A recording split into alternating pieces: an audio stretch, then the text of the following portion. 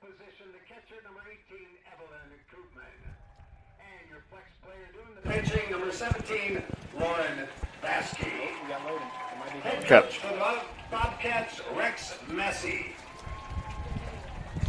Just give us a 15. And now let's see the ADM Tigers. Here are your non-starters. Number 2, Peyton Herrick. Number 3, Nora Delaney. Number 5, Kate Darling. Number 7, Kaylee Dort. Number 14. Good afternoon. Welcome to Channel Seeds Field at Harlan and Hazel Rogers Sports Complex in Fort Dodge, Iowa. Home of the Girls State Softball Tournament presented by Iowa Farm Bureau. I'm John Schaefer. Joanna Settles joining me, and in just a moment, we're going to get you the matchup between ADM and Western Dubuque right here on the Girls Union Network, powered by Mid-American Energy Company. Let's turn it over to Tim Fitzpatrick, who's getting through the ADM lineup right now. Leading off, playing first base, number 8, Lauren.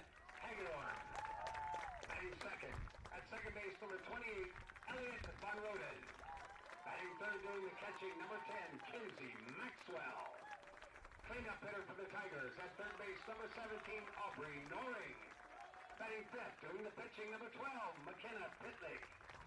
Batting 6th in right field, number 26, Addison Shiedelman. Batting 7th in left field, number 11, Finley Shaw. Batting 8th, the designated player, number 6, Chloe Olkoff. And batting in the 9th position at shortstop, number 16, Ellis Smith. And your flex player in center field, number 4, Lauren Troster. Head coach for the Tigers, Lindsay Stanford. And now, fans, please turn your attention to the home plate area. The umpires assigned to this contest by the Iowa Girls High School Athletic Union. At first base, Greg Buster. At third base, Tom Schreers. And calling the balls and strikes today, Mike Deercup. All right, it's time for state tournament softball.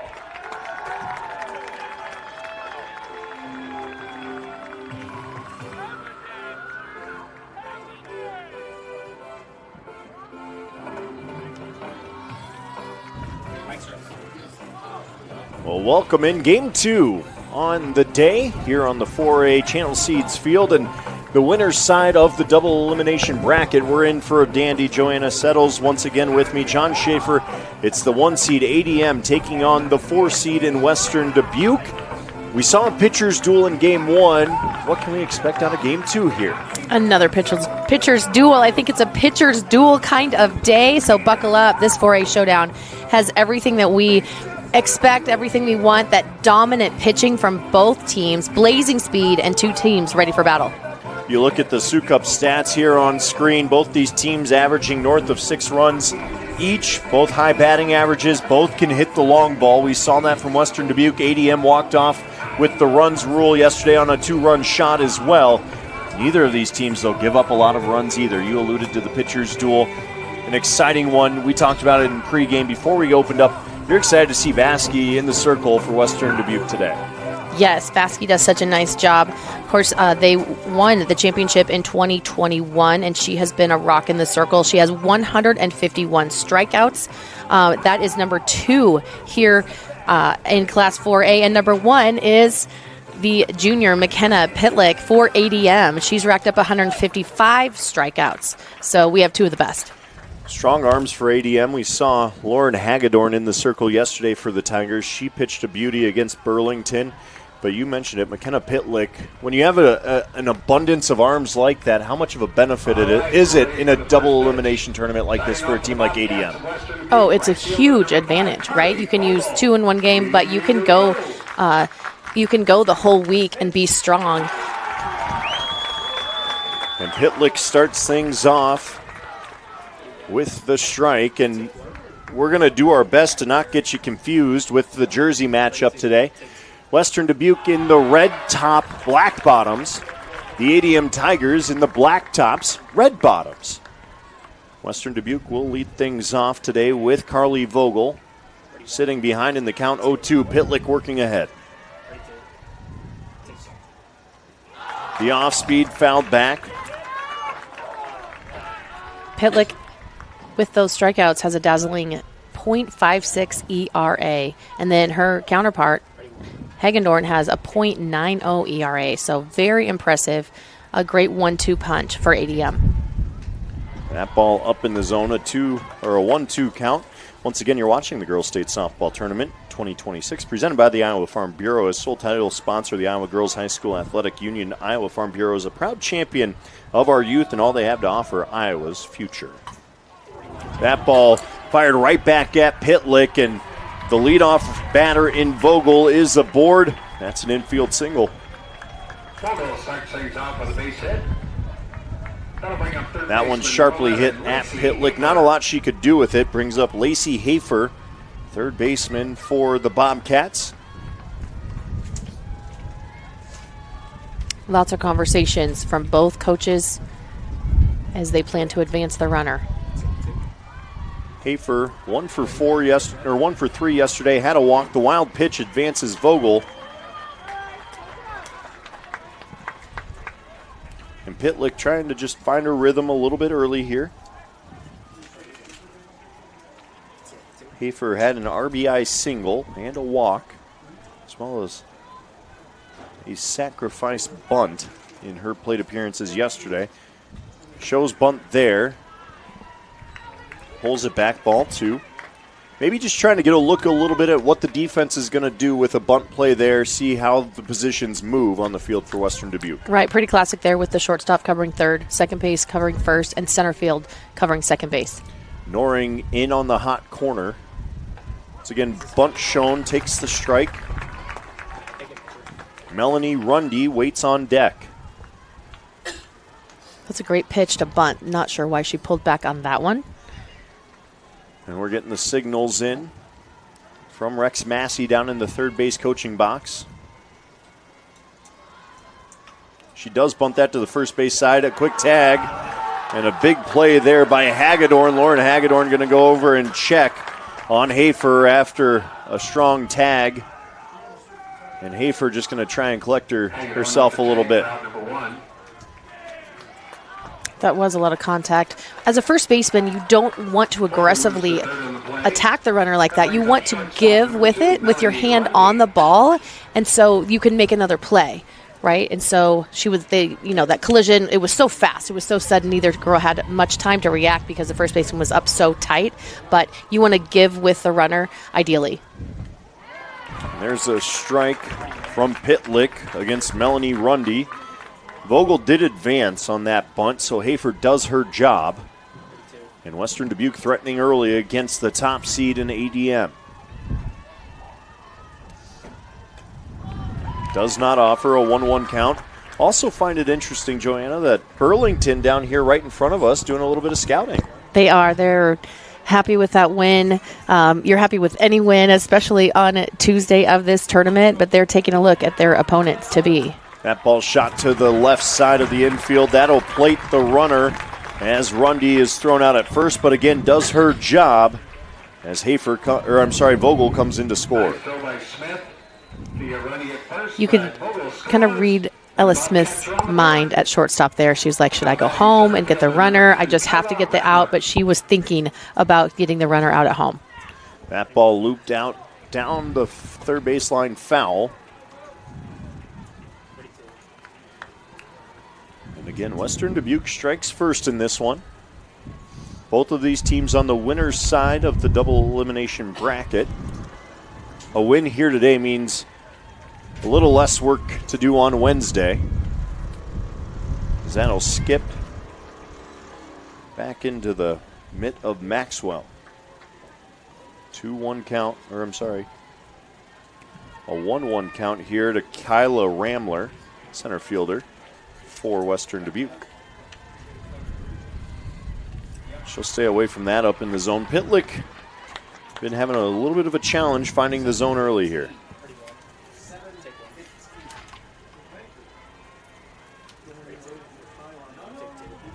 Ramler 3 for 4 yesterday. Swings and misses, strike 2. Couple of singles and a double against Winter's Set in their opening game to the tournament. Lauren Ervolino, the 5-hole hitter, on deck. That ball hit high, hard, deep, going back. And the wind's going to hold it up just a bit so Shaw can make the catch for out number 3. But damage is done. 1 hit, 1 run to show. Western Dubuque takes the early lead. It's ADM's turn to give it a go on the home half of 1 on the Girls Union Network, powered by Mid-American Energy Company.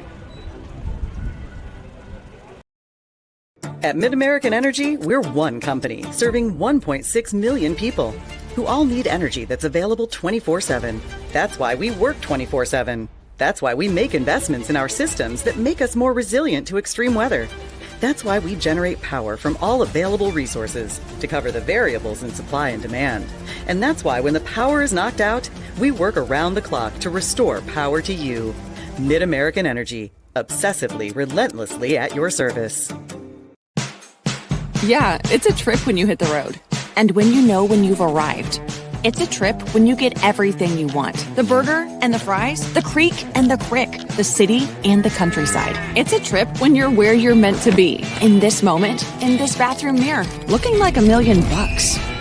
And yeah, it's a trip when it goes by fast. Des Moines. It's a trip. Make it yours.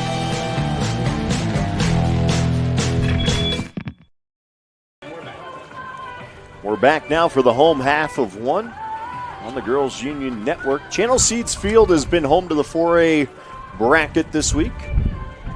And again, call me a traditionalist, Joanna. I still love these two fields, the two fields that have been home to the state tournament this whole time.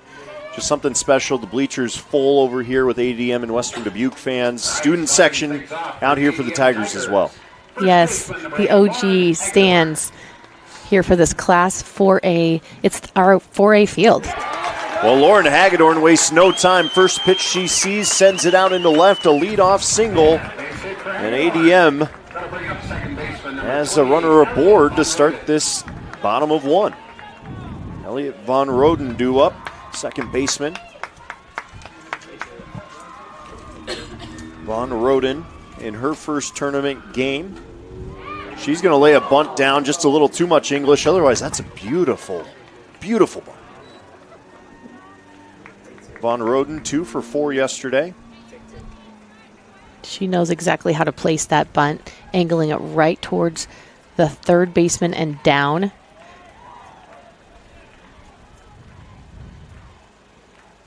Shows the bunt again, this time well placed, and that's going to sneak through, and that's an infield bunt single for Von Roden.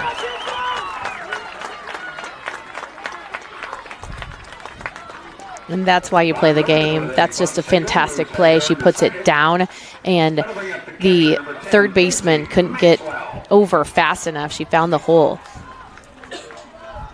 Kinsey Maxwell, 377 on the season, lays down another bunt. This one into no man's land. No one there to pick it up. Hagedorn's around from second to score. It's 1-1.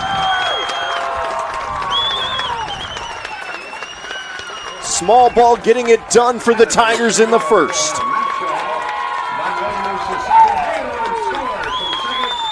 And that's going to induce an early circle visit from Rex Massey to get his defense dialed in. And there was almost an interference on the third baseman as Hagedorn was rounding third base. Hafer there just trying to scoot out of her way. A little bit of contact, but no worse for the wear. Because you don't expect someone on second base to score off of a bunt, right? So, and that ball perfectly placed past the pitcher, and with the second baseman trying to cover there at first in Fern, it opened up that big gap, and that's just heads up. Also, credit Lauren Hagedorn for reading her coach on the go signal there too.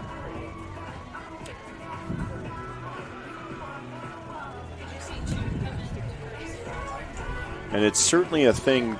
I want all the young ball players out there, both baseball and softball. Your coach has the best vision on the field in that spot. They're reading the ball for you. Your eyes need to be locked in on the coach to make that round. For sure. So you know you're not going straight into third, that you're rounding that. And that's that trust that you have with your coach in that relationship. Aubrey Noring now up, the 4-hole hitter. That ball's going to stay down in the zone to Noring. The cleanup hitter this season. Noring's been stellar in that spot, 371. Vasky doing a nice job. You know she has a lot of strikeouts. You know she'll put it in range for you to hit, but she does it so, you know, she can strike you out, but so why not put down a bunt, which is what they've done so brilliantly. So the game plan by Lindsay Stafford and ADM is so successful early in this matchup. Shows bunt, pulls it back, strike 2 to Noring. Noring this season does have 5 home runs to speak of in her name as well. No outs. It feels like this inning has been, we're deep into this bottom of the first inning. No outs. Seen as many base runners. That ball looped and camping out underneath it and coming in. Great call off there by Vogel. Had a better angle on it than Fern for out number 1. Going out in the infield fly. We were talking about the hierarchy of who gets to call whom off. So that is definitely the right fielder's ball. So a nice job by Vogel and a nice job for Fern just to duck and get out of the way so there's no collision, no confusion. McKenna Pitlick now up. Shows bunt, wild pitch gets away. And I think the eyes of Koopman just got caught trying to read the runner. She was hoping to make a throw down there. Pitlick went 0 for 3 yesterday. She does take ball 1. Another interesting note on this Western Dubuque team, Koopman calls all of the pitches from behind the plate. So in an era where coaches are typically signaling in, she's kind of the anomaly in that. That's not without guidance. Yes. Right? Certainly. And her relationship, we haven't talked too much about the relationship between the pitcher and catcher. Just catchers keeping their pitchers confident, calm. In a world of so many home runs, it's hard to mentally come back, but you're going to have someone hit one out on you, and you just come back. It's great to come back with a strike. So the mental game of that is important, and the catcher has a very important role for their pitcher as well. Bunt laid down by Pitlick, and she's going to be on base because there's no force out there, and maybe just a little bit of a mental error. But that being said, nice job holding the runner, at least for Vasky. At least she's held, but that is a fake throw to third. If it freezes her or sends her back to third, then you turn and go to first.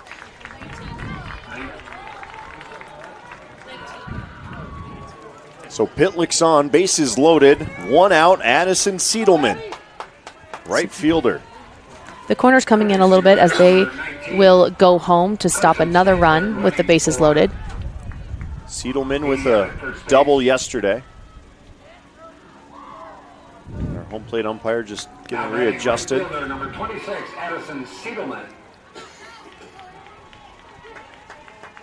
So Von Roden sits over there at third, and there's a strike from Vasky. Vasky yesterday, Joanna, worked extremely quick to the point where it was tough to even glance down. She's in control, and it's her pace, and that's how she likes to go. Maybe you catch someone in the batter's box not quite ready, and advantage to you. So in 0-2, Vasky works ahead here to Addison Siedelman. Fouled off, Siedelman fights it. Finley Shaw waits on deck. Vasky will throw something a little out of the strike zone here, but needs to be easily catchable by the catcher with someone on third. That's ball up in the zone. A good pitch from Vasky, though, to try and get a chase. Again, ADM played Burlington in their opening game. Won that game 10-1 as that's fouled back. Again, a good battle here by Addison Siedelman. Yeah, Siedelman fouling balls off. She's swinging at balls in range, battling hard.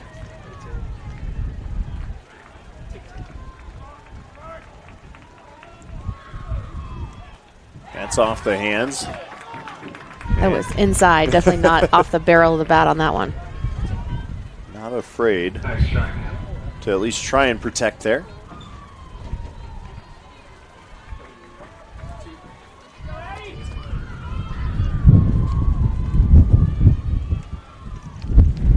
That ball up and away from Vasky.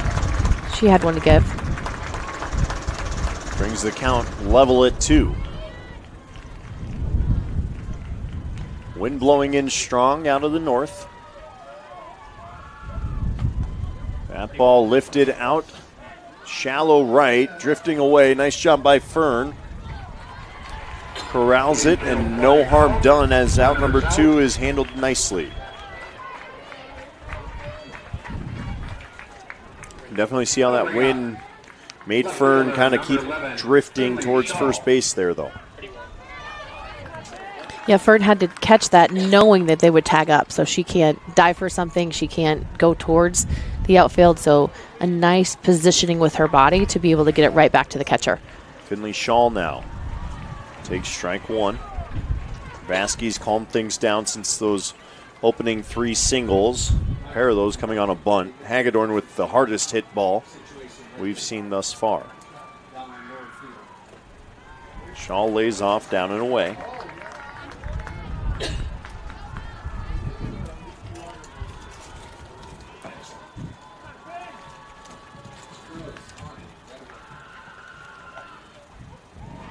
That's a strike across the heart of the plate. Shaw didn't like it, but we sit 1-2. A nice pitch there from Vasquez again. And the 1-2, 2 down. Fouled back, that's going to get into the bleachers once again. And the at-bat stays alive. So we've got 4A here on Channel Seeds Field. Next door to us, I believe we've got Class 3A. 1A, 2A, and 5A over at the new part of the complex.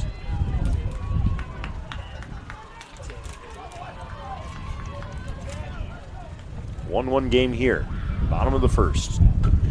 That ball fouled back. That's going to get on top of the dugout. And Shaw just keeps battling in there. A lot of pitches for Vasquez here in the first. He does a lot of strikes. She's pitched a lot of foul balls. She's only thrown 5 pitches that were out of the zone so far today.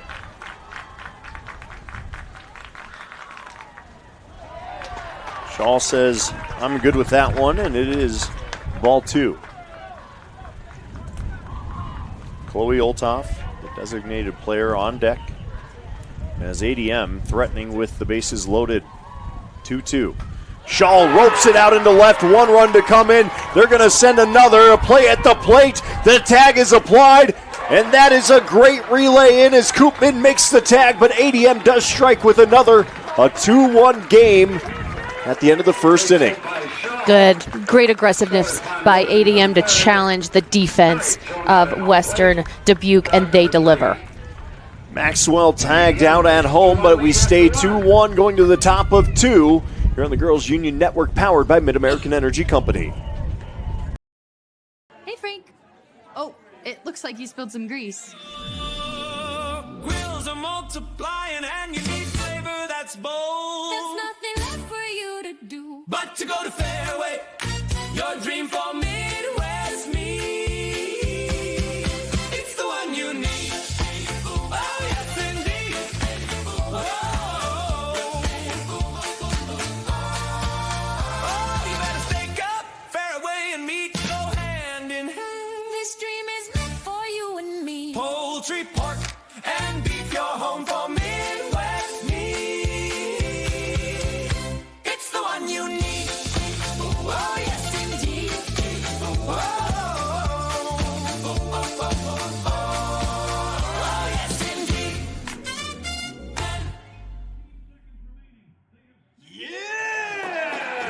Fairway, it's the one you need. So we'll begin the top of 2. Lauren Ervolino, designated player up, takes a ball. Well, it's been an exciting first inning here between Western Dubuque and ADM. That's up in the zone as well, ball 2. Pitlick's been challenged a bit to find the strike zone early in the count. She's worked behind a handful of times today. Swing and a miss. Blows it past Ervolino. Pitlick this season has made 18 appearances, has a .56 ERA. And that's going to miss just, I think, a little low. 3-1 count. Good patience by Ervelino. She has 23 hits on the season. This is her pitch here with a 3-1 count. Swinging a foul ball, full count to the 5-hitter. Ervelino yesterday had a home run in the first.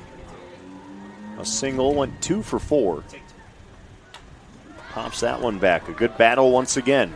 Both these teams showing a good fight in the batter's box thus far. They are. What a battle.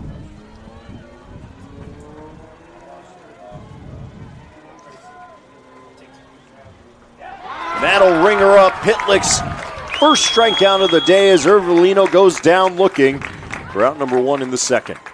Ervelino goes down and strikes for out number 1. That brings up second baseman number 8, Raquel. It's one of those pitches.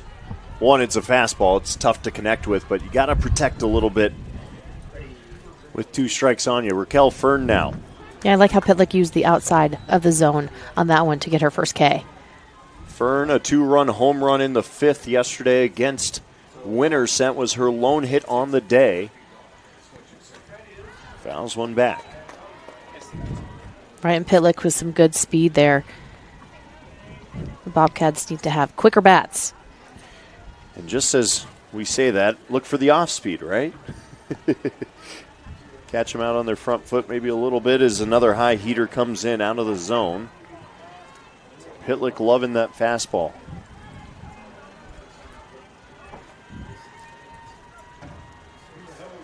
Two-1. Out in front of it with the changeup and induces a foul ball. 2-2 count. Good utilization of her pitches.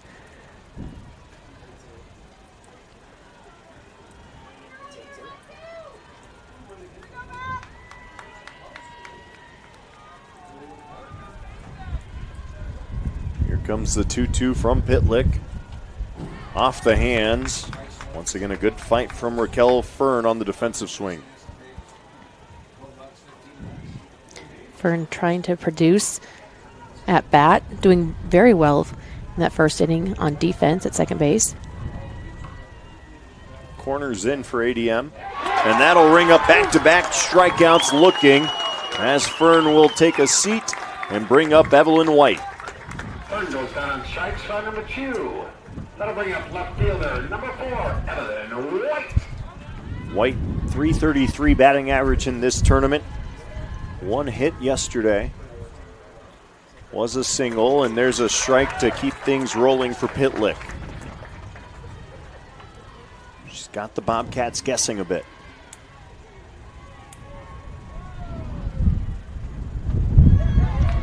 That'll catch a corner of the zone, and now ahead is Pitlick 0-2. Yeah, Pitlick, a lot more pitches in that first inning. In this second inning, she's been spot on. Wanted to get a chase there. White stays disciplined. And a 1-2.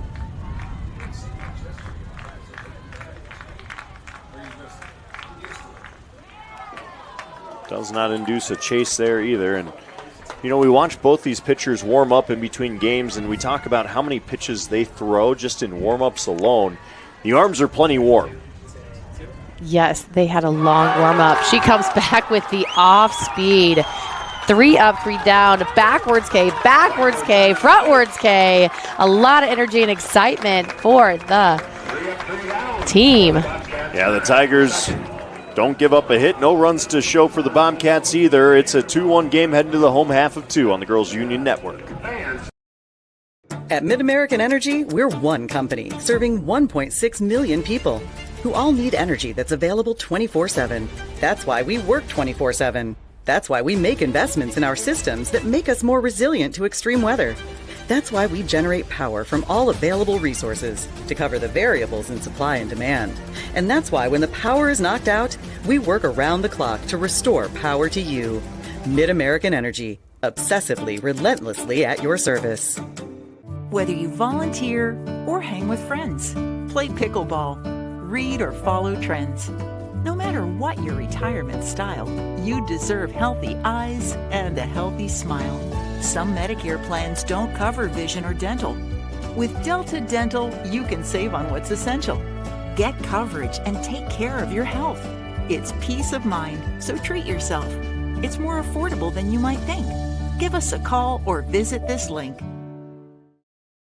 A 1-2-3 inning for the Tigers on defense. Puts them back at the plate, trying to build off a 2-run first. It'll be Chloe Olthoff. Going to try and keep the base runner rally going here. Fouls one off. How about the first inning for ADM at bat? Base hit, base hit, base hit, right? And then Shaw had a fourth hit for them in the first inning when they scored their 2 runs. So what a way to start. That'll miss the zone. And the 1-1 count. It was a great start. And a couple of bunts, really. The small ball coming into play again. That ball hit high, hard. Getting under it a bit so Ramler can park underneath it and handle the pop fly for out number 1. Ellis Smith now stepping in. This is something that caught your eye just looking at the lineup pregame, was that, normally a shortstop is sitting higher in the batting order. They are. She's pretty quick. She's agile, which is a typical, one of your best athletes is your shortstop. So to have her as a number 9 batter, you ask, why would she be there, right? Because you want her to have more opportunities. But there's nothing like turning it over and going 9-1-2 with Hagedorn and Von Roden right behind her. That's a pop-up. Underneath it is Hafer, and out number 2. Lacey Hafer with a catch for number 2. Top of the order, Hagedorn has only seen 1 pitch today, and she smoked it out into left. She'll try and stay red hot.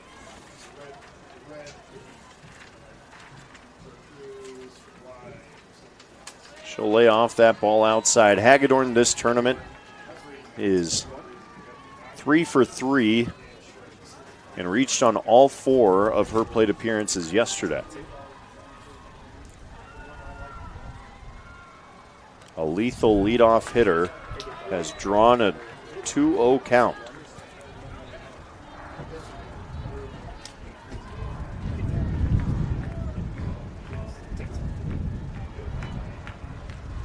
She'll watch that skip across the dish. And a 3-0 count. If there's a green light to be had, it's Hagedorn's. That being said, base runners certainly go a long way for these Tigers, as they show. 3-0.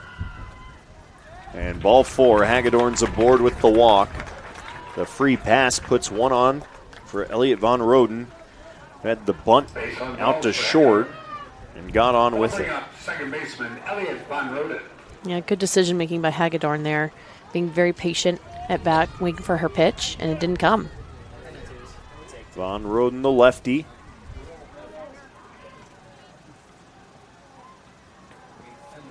See her step through the box.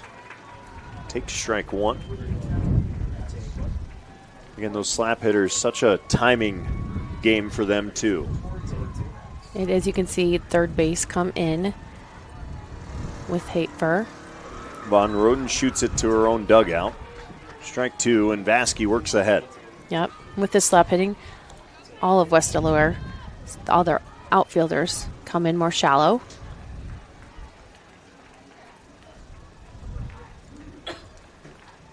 She'll stay away from that one outside the zone. 1-2 count to Von Roden.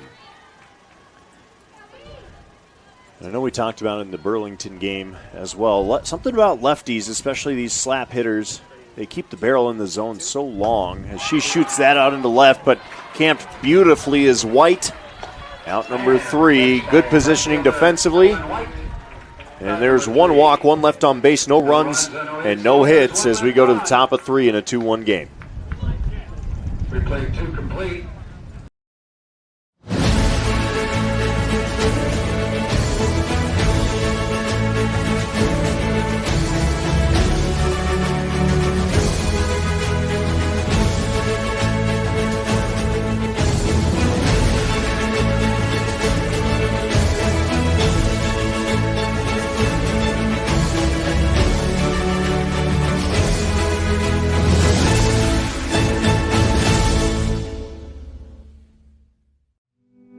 Freedom Tire is proud to support the Iowa Girl through their sponsorship of the Iowa Girls High School Athletic Union. With 6 locations around the metro, you're never far from getting you back or keeping you on the road. Our certified staff and state-of-the-art technology means you can take comfort knowing you've got the best work at the best prices. Give us a try at Freedom Tire, a proud supporter of the IGHSAU.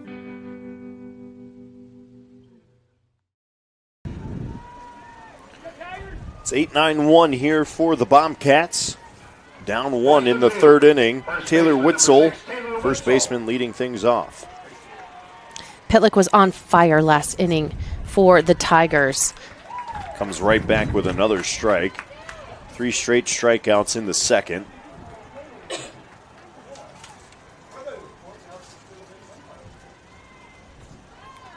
Witzel 0 for 2 yesterday, did have a walk. Showed plenty of patience at the dish yesterday against Winterset. Again, that one a high-scoring affair, an 11-5 final for the Bobcats to get them into the winner's side of the bracket. Off-speed pitch catches Witzel well out in front, 1-2 count.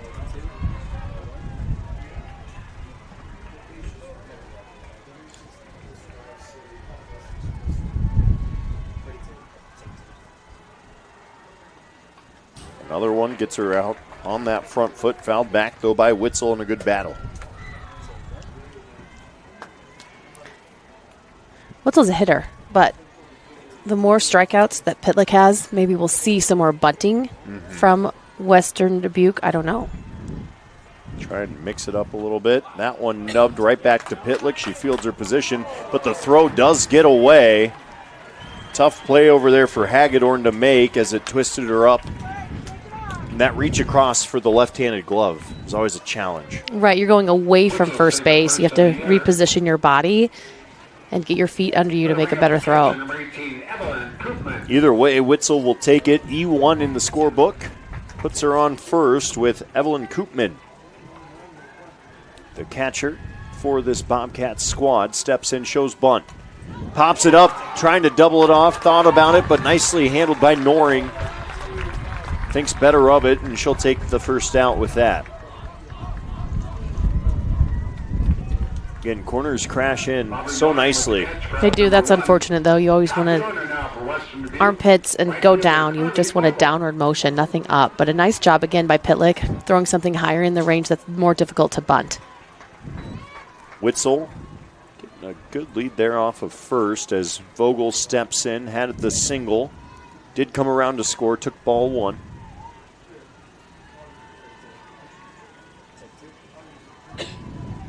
And going to step out. Time from Vogel. And I like that from Carly Vogel. She's obviously seen how much of a groove Pitlick's in. Comes right back with a strike. But again, sometimes as a batter you do something like that to just try and throw a rhythm off. You do. She's in such a groove. But as a batter, you're also in control. Vogel looks on. A little bit behind it. Batted down by Rex Massey down there in the third base coaching box. Got a foot on it. Looked more like a soccer coach out there. He's had a couple hit to him over the years. A 1-2 now. Pitlick induces a fly ball, having to creep in on it as that falls down fair. And the bloop single by Vogel puts her aboard at first, and 2 on for the Bobcats. It's just a little tap. Get your bat out there. Not a pretty hit, not your ideal hit, right, but gets the job done. No one knows how it happened. They just see the scorebook and a single there for Vogel. Back-to-back singles in her 2 plate appearances today. And another threatening spot for the Bobcats with 1 out and Lacey Hafer up. She had the ground out to Pitlick. Or I'm sorry, had the ground out on a sacrifice. Moved folks over. There's a strike for a 1-1 count.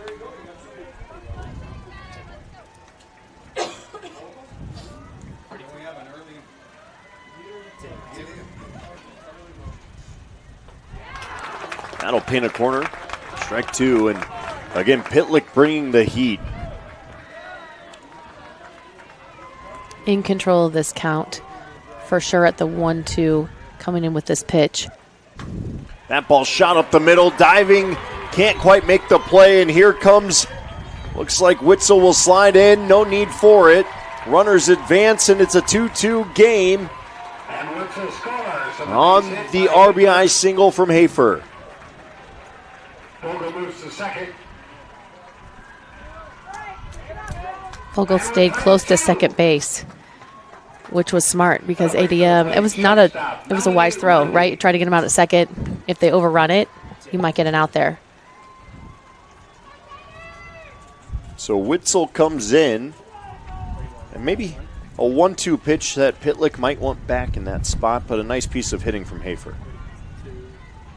Brings up Melanie Rundy. 6-3 put out for her in the first. She lays off the high heater. Again, we've got what we thought would be potential pitchers duel. We're seeing plenty of runs and base runners at that. That's out and away to Rundy. Rundy has 28 RBIs so far this season, and she'd like another one. A base hit will do that. Hitters count for Rundy here. 2-0. She takes it, sends it right back up the gut. Coming around third, Troster makes the nice throw in from center to keep the runners honest to one base. But the base is now loaded for Western Dubuque with one out, tied at 2. That ball was hit hard and right to the center fielder, which changes your decision if you're coaching third base. Troster does a nice job to get it in. Yeah, Coach Massey said, hey, let's just stay here and see what we can do. Kyla Ramler, cleanup hitter in this lineup, swings and misses. Flew out to left.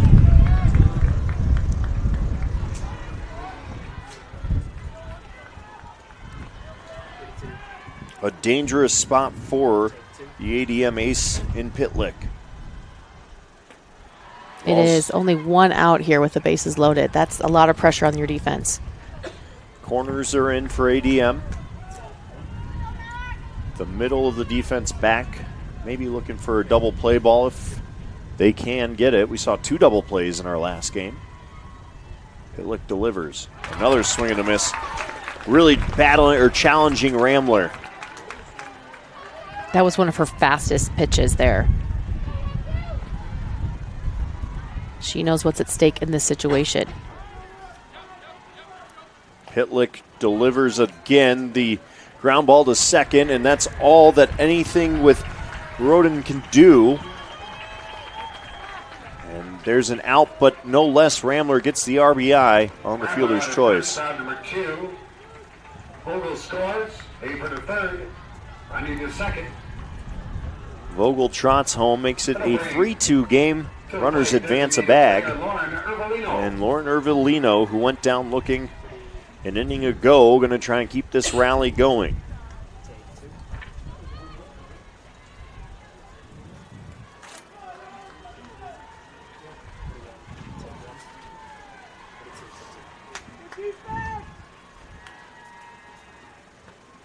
Pitlick missing up in the zone. Again, Ervilino's had a good start to her tournament. Had the home run in her first at bat, reached on a single as well, and good spot for her here as she now sits with a hitter's count 2-0. We've seen Pitlick get behind a bit today, and the Bobcats have pounced.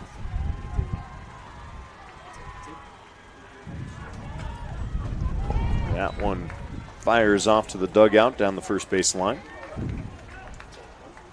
And Rundy's on second base. She has to be smart here and not get tagged out if the ball goes to the shortstop because she's not forced. So she does have to make a decision. It's not just all go because there's 2 outs. On a pop fly, yes, but not on a grounder to third base where she could get tagged. The 2-1 misses up. Again, all these things these defensive players have to be thinking about as well as offensive players. Where's the ball going to go if it's hit to me? What do I need to keep in mind? misses, and that's ball 4. Ervolino can trot down, and the bases juiced once again on the base on balls. Raquel Fern now up. Yeah, Pitlick have that one to give. That'll bring up second baseman Raquel Fern. Fern, no stranger to runners in scoring position. Drives that one out into the gap in right center. Getting on her horse and making the play is Troster. And that will be out number 3. But once again, a couple of runs cross the dish in the third. Western Dubuque retakes the lead 3-2, going to the home half of 3 in the Girls Union Network, powered by Mid-American Energy Company. At Mid-American Energy, we're one company serving 1.6 million people who all need energy that's available 24/7. That's why we work 24/7. That's why we make investments in our systems that make us more resilient to extreme weather. That's why we generate power from all available resources to cover the variables in supply and demand. And that's why when the power is knocked out, we work around the clock to restore power to you. Mid-American Energy, obsessively, relentlessly at your service. Something exciting is growing on Iowa farms these days. Innovation. From tractors that seed, weed, and harvest with data-driven precision to drones that scout or plant cover crops to protect soil and water. Even our animals live in smart homes with round-the-clock care. Technology keeps your food safer, water cleaner, and makes us more sustainable. Because what we do here benefits everyone here. Life on the farm makes everyone's life better. Here and to the right.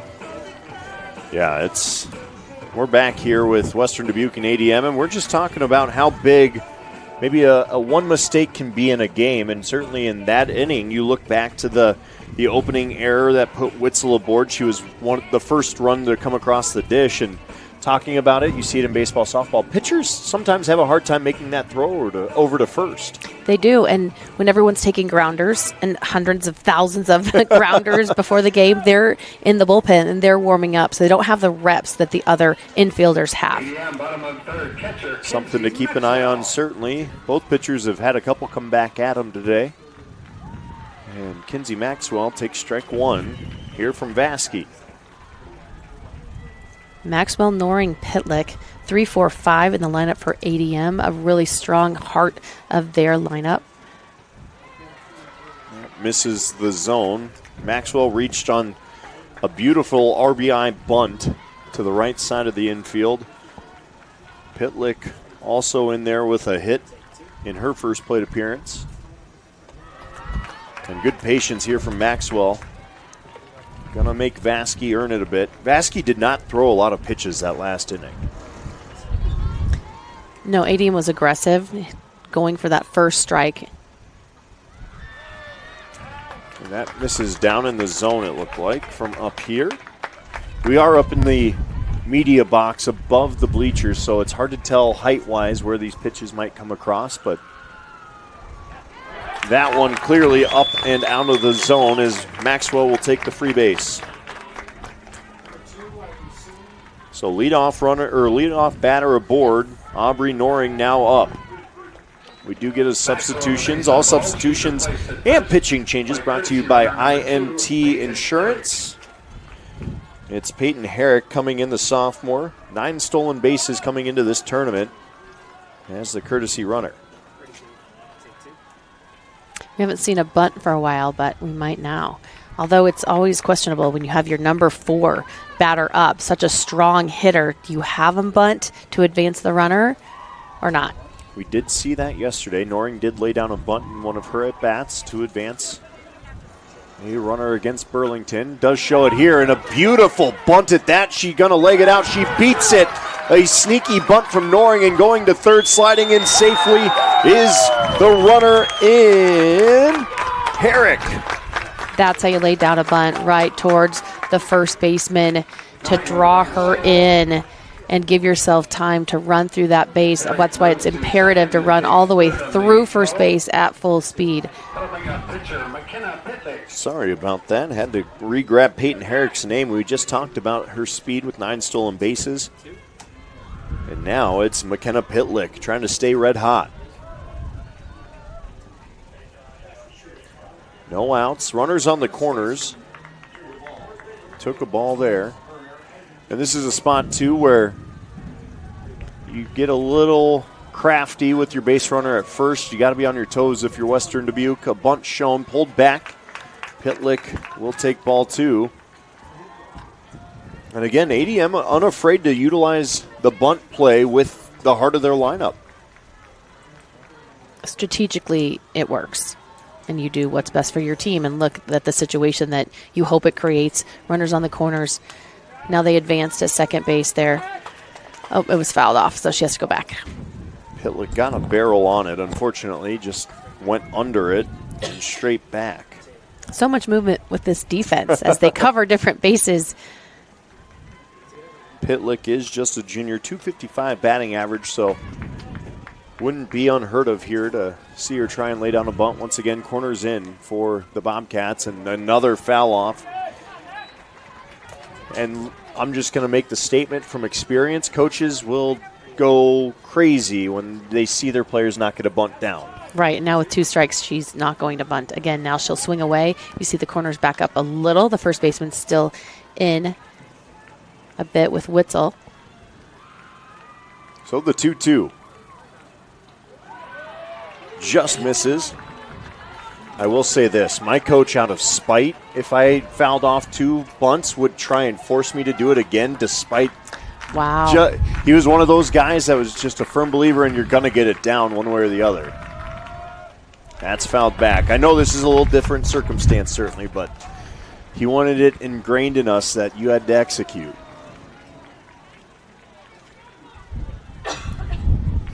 I bet that only happened once. Yes. That you didn't. You learned had to bunt quickly. With 2 strikes on you. So we sit full count now. Pitlick fouls it back, fights it off. And we got a good pitcher v. pitcher battle here. Yeah, McKenna Pitlick swinging at everything in the strike range, strike zone. So runners still stay planted firmly at first and third. Pitlick takes inside. Bases will load up with the second walk of the inning. Excellent at bat by Pitlick. And that'll bring up Addison Siedelman. But Pitlick will get a runner for her. She does get the courtesy runner in Carson Stanford. Number 19, Carson Stanford. Again, substitutions brought to you by IMT Insurance. Or now you can be worry-free with IMT at imtins.com. Now batting right fielder, Addie Siedelman. Siedelman looks on, waiting to see what she wants from her coach here. Middle infield back a bit for Western Dubuque. Siedelman coming into the tournament with 29 hits and 23 RBIs. Siedelman shows bunt, doesn't get it down, fouls it back. Another miss bunt again. That's 4 this inning. Again, you want to see a coach pull their hair out quickly. That will do it. Well, Siedelman there waiting too long to show.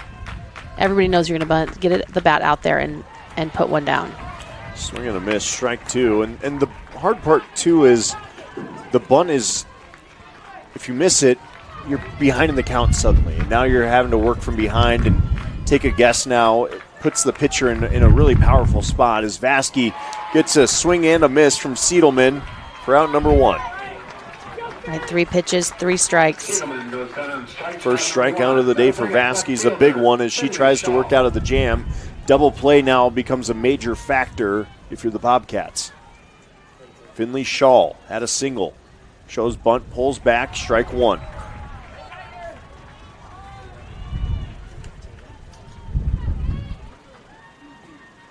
Lindsay Stanford looked like she gave the cue to swing away here to Shaw. Instead, it's a bunt, fouls it back. Looked like she was almost unsure about it. I'm not sure why. I'm trying to read Coach and see what Coach Stanford wants. I know she's frustrated over there because people are not laying him down. I thought maybe they might squeeze and just send the runner from third, which would be a lot of fun. Shaw now in a hole 0-2. She fights it off. And how about Lauren Vasky? Lots of strikes. They're fouling a lot off, but she's going right at the hitters. She's been unafraid to attack the zone. And with a run to give here, confident. 0-2. Rings up the inside corner, back-to-back strikeouts. That'll send Shaw to the dugout and bring up Chloe Olthoff. Shaw goes down, strike shot number 2. Now batting designated player Chloe Olthoff.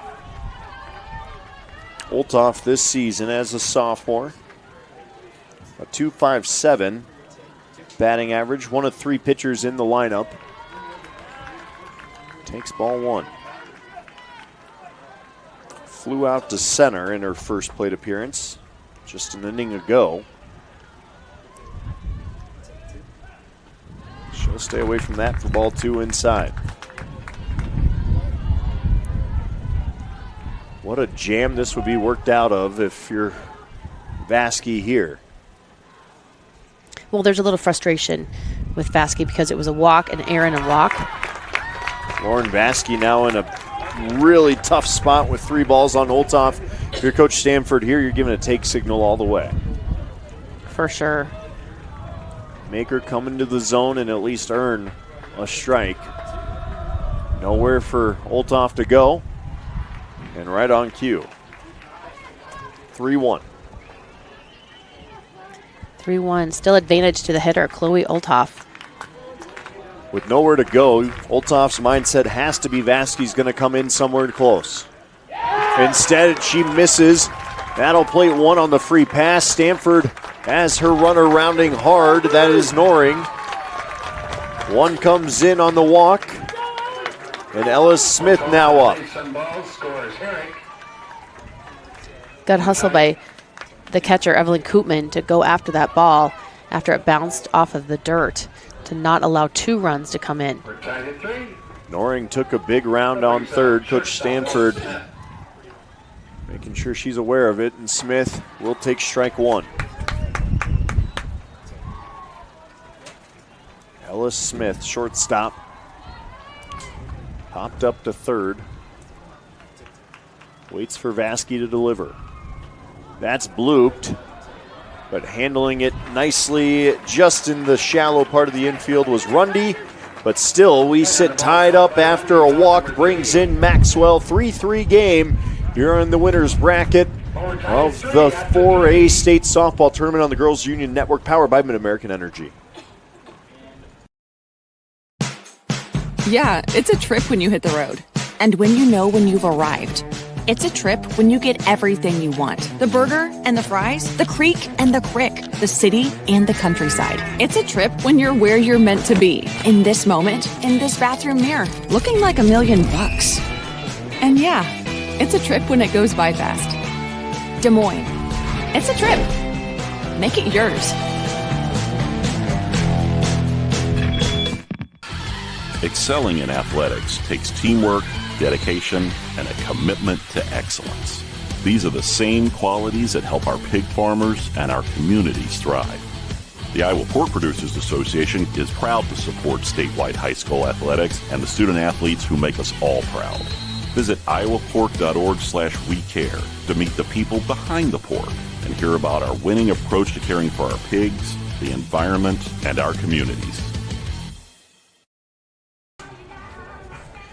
The Bobcats hot off of 2 runs in the third, gonna try and keep the Tigers on their heels, but it is knotted up at 3 a pop. Evelyn White will lead things off here in the top of the 4th for the Bobcats. Struck out back in the second. Top of the 1 for the Bobcats, top fielder Evelyn White.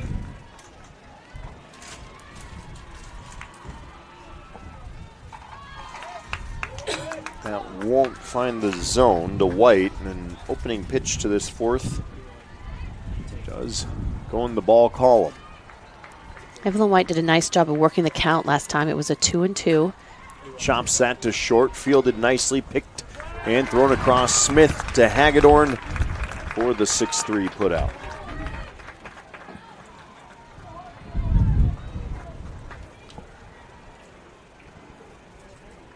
Smith, but prefer to get white. Witzel now up, reached on an error. She was the first run across in the third inning. And I think if there's a batter that Pitlick really wants to get back after, it's probably Witzel. An 0-1 count. One down. Witzel fouls it to the screen, and Pitlick works ahead.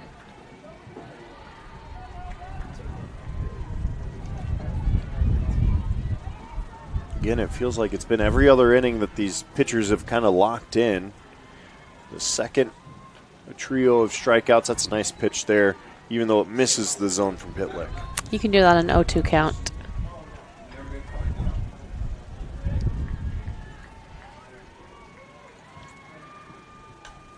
Pitlick with the changeup, and that's back to the bleachers straight behind home. And Witzel, good job to battle in there once again.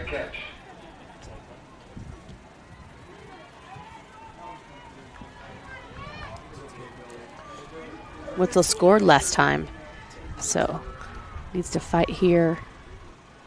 A swing and a miss, strike three for Taylor Witzel, and a fourth strikeout on the day for Pitlick. That'll bring up catcher Evelyn Koopman. Evelyn Koopman now steps in. Popped up to third. And that one did. It felt good for Pitlick to get that one. A little retribution for what happened the last inning as that's nubbed out into center, finds no man's land. And Evelyn Koopman aboard with 2 outs on the single. The importance of the number 9 batter. So sometimes you're like, why are they number 9? What's going on? But they're so important.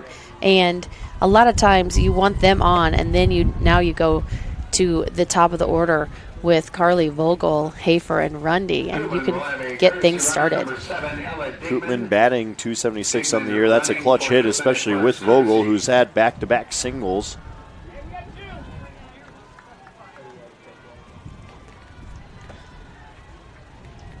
The right fielder for the Bobcats has been certainly a key cog in all of this.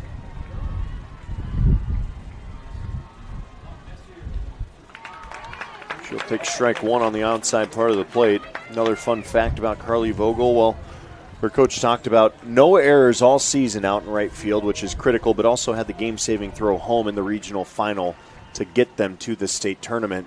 Western Dubuque's been riding that since. They have. That's impressive that she can do so many things from so many different positions. So we sit 1-1 here from Pitlick on the way to Vogel.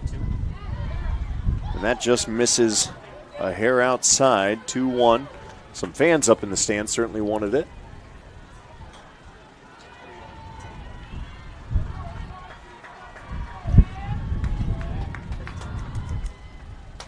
Vogel flares that down the line, falls harmlessly foul, and brings us to a 2-2 count. Shaw in left field hugging that line. McKenna Pitlick trying to close out this inning 1-2-3, with a few outs, only seeing 4 hitters, trying to work quickly here after seeing 8 batters an inning ago. But that count worked full. Great patience by Vogel. And the payoff. Swing and a miss gets Vogel guessing. Pitlick sits her down. 1 hit, 1 left on base. No runs in the 4th for the Bobcats. We head to the home half of 4 next on the Girls Union Network, powered by Mid-American Energy Company. No runs and 1 hit. At Mid-American Energy, we're one company serving 1.6 million people who all need energy that's available 24/7.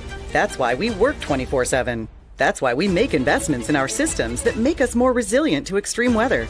That's why we generate power from all available resources to cover the variables in supply and demand. And that's why when the power is knocked out, we work around the clock to restore power to you. Mid-American Energy, obsessively, relentlessly at your service. Looks like another perfect day to get out there and enjoy the summer. She gets in the car. It's easy to choose. P-E-R-F-E-C-T.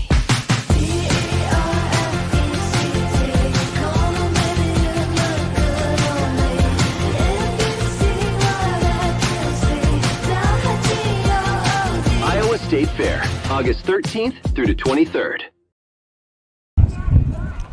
Thanks again to the Iowa Farm Bureau for presenting the 2026 Girls State Softball Tournament. As sole title sponsor of Iowa Girls High School Athletic Union, Farm Bureau recognizes athletic and academic achievement on the field and in the classroom, helping to nurture Iowa's future leaders.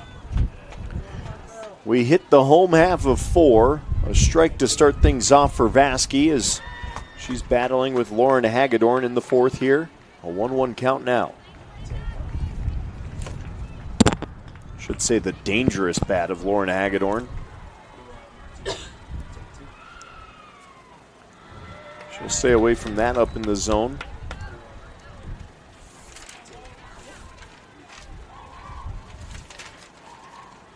Hagedorn this tournament has gotten on base in every single at-bat she's had. 2 walks, 4 hits in 6 plate appearances. 2 walks, 4 hits. Yes. So she's hitting 1,000. Yes. Yes. That's some easy math. Wow. 2-2 on the way. Looks for the ball. She's a tough out. Exactly what you want up from a leadoff hitter, I'd say. Did come around to score back in the 1st after the leadoff hit. Comes back and gets rung up just under the hands. A beautiful pitch by Vasky, sits her down. What a pitch by Vasky. Bring up second baseman Elliot Van Roden. Lauren Vasky, just her 3rd strikeout of the day. She's had 2 looking. Brings up Elliot Von Roden. She'll stay patient. Takes ball 1.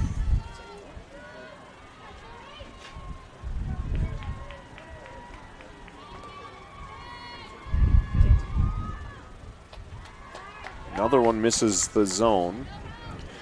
What I like from both of these teams is you don't get this sense of forcing anything in the batter's box. All of them are just kind of looking for their pitch, as that will catch the corner for strike 1.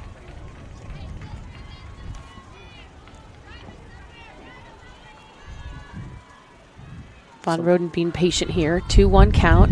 She's made the defense make adjustments. Fires it back up the middle. Great play to at least keep it in the infield there by Fern, but it's an infield single at that. Elliot Von Roden aboard. Base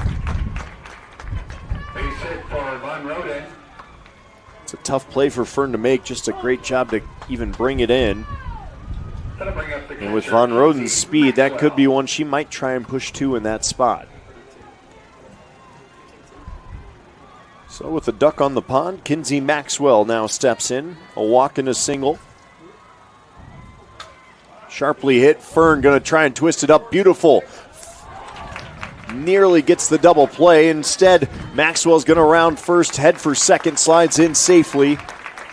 2 outs. Bobcats nearly get the twist. Yes, the 4-6 was on point. And then the throw was tough to handle there at first base. Courtesy runner number 2, Peyton Herrick, running for Maxwell at second. Well, Maxwell now sits at second because of that wild throw. Aubrey Noring steps in the cleanup spot. A single and a fly out to her name this afternoon. Big cut at it. Noring wanted it. Vasky puts it perfectly. And again, just a pristine July afternoon here in Fort Dodge for state softball. Noring swings and misses, a strike 2 as Vasky works ahead here.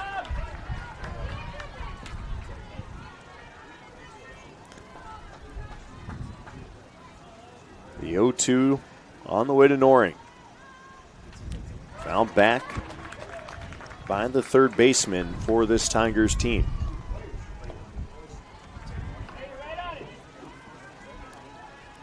With 2 outs, Peyton Herrick ready to turn third and score on a base hit.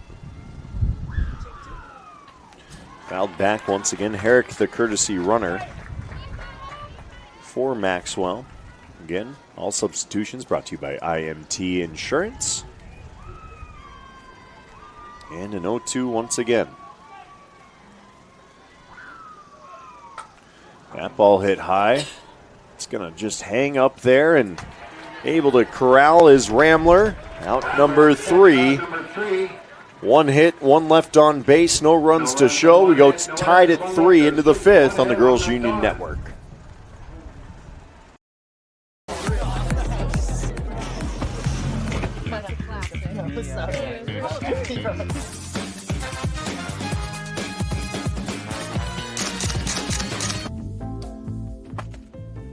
Excuse me, man. You dropped this.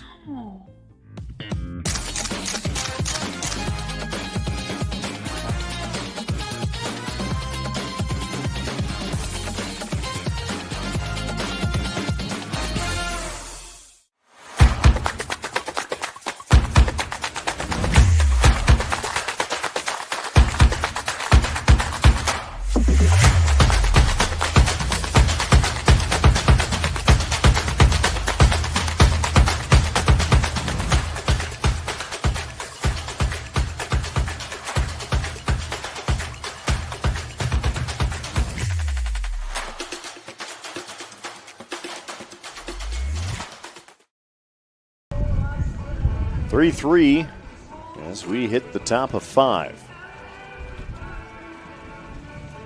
Due up, the 2-3-4 hitters, Lacey Hafer, Melanie Rundy, and Kyla Ramler, as Pitlick worked efficiently back in the 4th. She's going to try and do the same. Third baseman Lacey Hafer. 5 strikeouts so far through 4 innings of play for McKenna Pitlick, and she'll lead off with a strike against Hafer.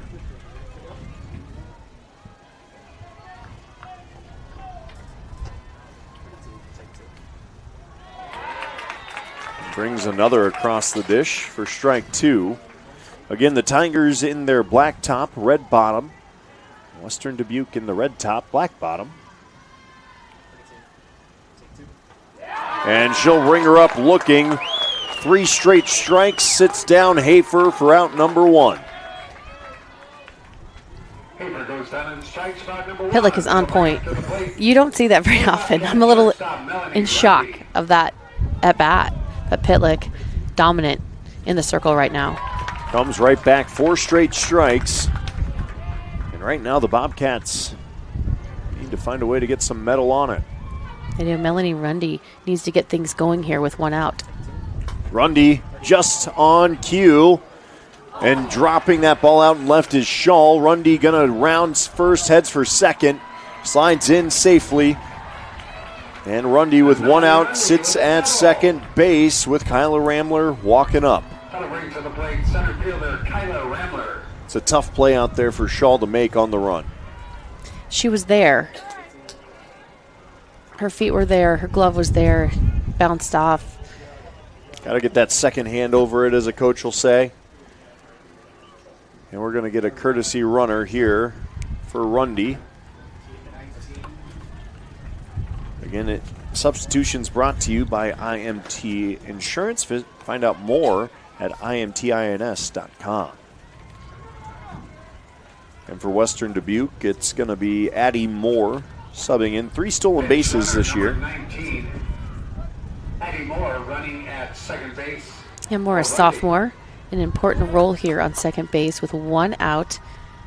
Rambler up to bat. That ball smoked down the line into left, and that is going to plate. Moore from second, Ramler up to second. The RBI double, and Western Dubuque back out in front. Moore from second, and the Bobcats take the lead, 4-3. Absolutely smoked, and Ramler with some energy at second. Now batting designated player Lauren. And that will cause a timeout here for ADM to rethink things in the circle. I think they're going to make a change here at pitcher 2. They do have 3 pitchers in the arsenal, does ADM. Chloe Olthoff, a sophomore, has made 5 appearances this season. Lauren Hagedorn, who got the start yesterday, has made 22 appearances, mostly considered the ace. Right, and it's Lauren Hagedorn that will warm up now on the pitching mound. But McKenna Pitlick did a wonderful job. Absolutely, and I think it's one of those things, too. Again, you get in these spots in a double elimination tournament. One, you're going to keep an arm fresh for Pitlick. But two, Hagedorn comes in to settle things down. She does. A lot of coaches would just stay with Pitlick. They would. I mean, so to have an option and such a great second pitcher, if you will, in Hagedorn, of course, she's headed to Iowa State next year, it's an easier switch to make to keep the Bobcats on their toes.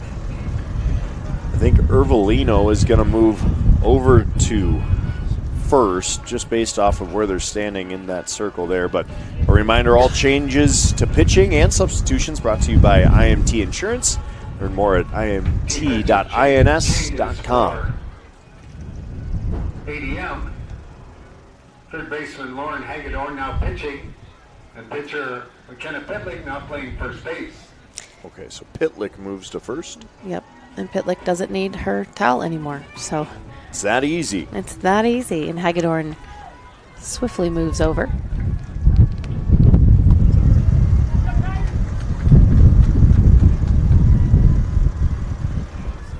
So Hagedorn will try and calm things down a bit with one out. Runner at second. She induces a swing from Lauren Ervolino here for strike one. Right, and for ADM to be able to go from Pitlick to Hagedorn, that's a luxury. It's like you see it all the time in baseball. It happens so much more often. In softball, you don't often have the opportunity to do that with the depth and the quality of your pitching, which is an advantage to the Tigers. Hagedorn with a 1-1 count against Ervolino here. Misses inside, a 2-1 count. Yesterday, Hagedorn only gave up the one run. Came in the first inning against Burlington. That'll miss inside, a 3-1 count now to Ervolino. And this is a tough spot for any pitcher to come into, certainly. Runner at second. Granted, she does have an open base to kind of keep things in play for force outs and things like that in case she does want to put Ervolino aboard. They're used to these tough situations. They can switch either one, whether it goes Pitlick to Hagedorn or the other way. And they're confident. They stay in the game. They stay in the batting order. They just switch positions and you move on. So it shows the confidence and the teamwork of this team. Ervolino trots to first, so runners at first and second. Raquel Fern looking for her first hit of the afternoon. A strikeout and a flyout. Shows bunt. Wild pitch gets away, and this one well away from Maxwell. Both runners advance, and now two in scoring position for Western Dubuque. An opportunity to break this thing open.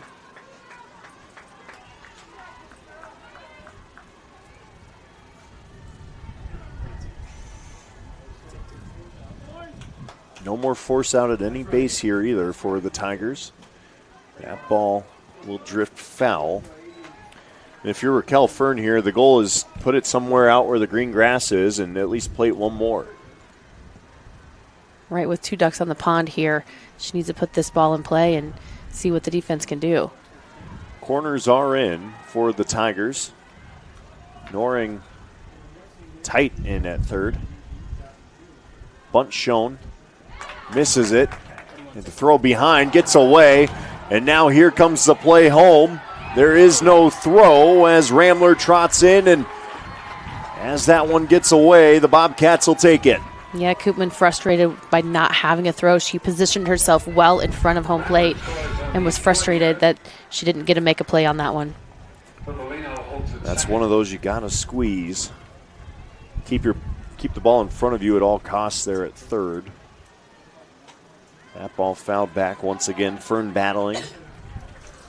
Ervolino still sits firmly at second in a 5-3 game. Rambler had dove back in. She dove back into third base with her head down, so didn't know the ball had gone into left field. That'll skip into the mitt of Maxwell. Ball 2. 2-2 count now.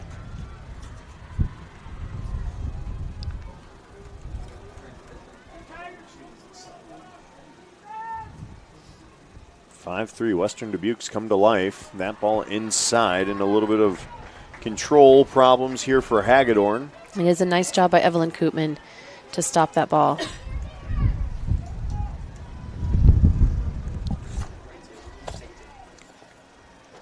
A swing and a miss. Hagedorn answers right back, right on cue. Gets the strikeout from Fern. Fern goes down and strikes out number 2. That'll bring up left fielder Evelyn White. Evelyn White now struck out in the second, ground out in the fourth, but has Ervelino camped. Good and good framing there by Maxwell. An 0-1 count.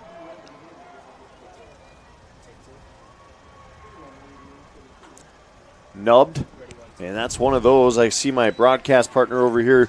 She would have been diving for it even if it had been 4 feet out of reach. As there's a strike 2 to Evelyn White. That was a bit out of reach. She had a good jump on it. No less, Joanna Settles would have been diving.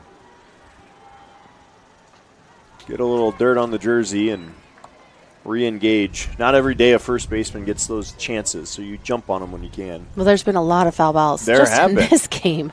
A lot have gone behind and on top of the dugouts, but you always want to have a jump on the ball. The 1-2, well, it's a strike 3. Back-to-back strikeouts, but the damage done by Western Dubuque. They plate 2 to go up 5-3, heading to the home half of 5. The Tigers need an answer when we come back on the Girls Athletic Union, or on the Girls Union Network, powered by Mid-American Energy Company. Life's buzzing with energy.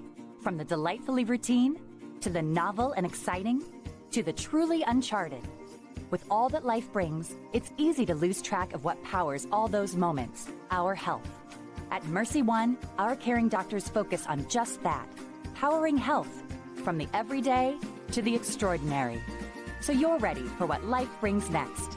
Find care at mercyone.org/health-powers-life. Something exciting is growing on Iowa farms these days. Innovation. From tractors that seed, weed, and harvest with data-driven precision to drones that scout or plant cover crops to protect soil and water. Even our animals live in smart homes with round-the-clock care. Technology keeps your food safer, water cleaner, and makes us more sustainable. Because what we do here benefits everyone here. Life on the farm makes everyone's life better.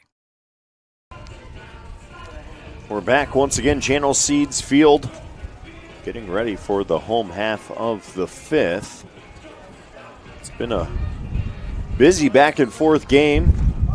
This one could have gone one of 2 ways, and it sure has at that. Thought it could be a pitcher's duel. Instead, it's been a handful of runs on each side. Western Dubuque sits in front by 2. As well out in front of that pitch was McKenna Pitlick. Addison Siedelman and Finley Shaw due up in this inning as well. Pitlick has been on base both times that she's been up to bat. A walk and a single. Swing and a miss there. Strike 2. Vasky is really finding her groove.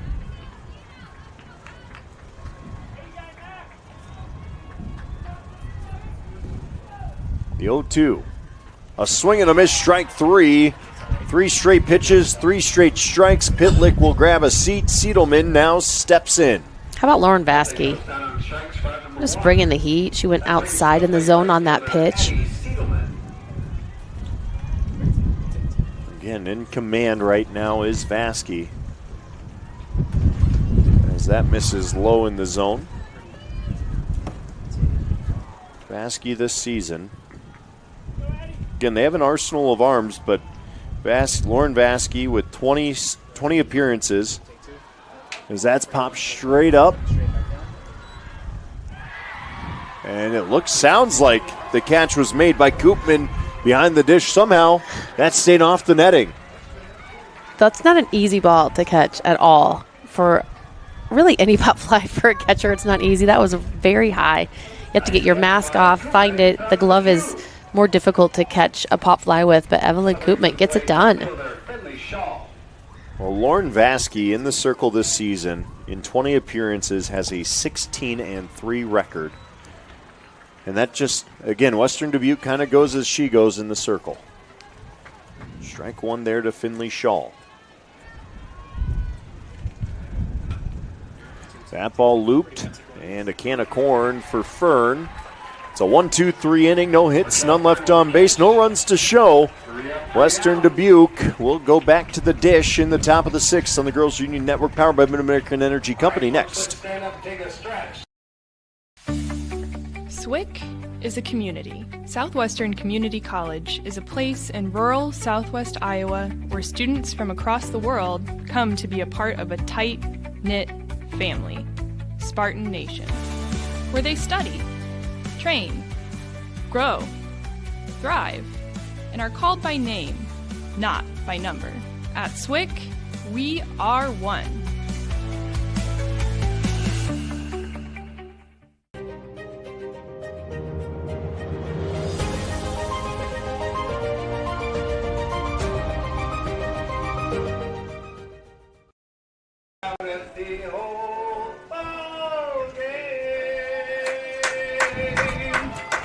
The 5th inning stretch.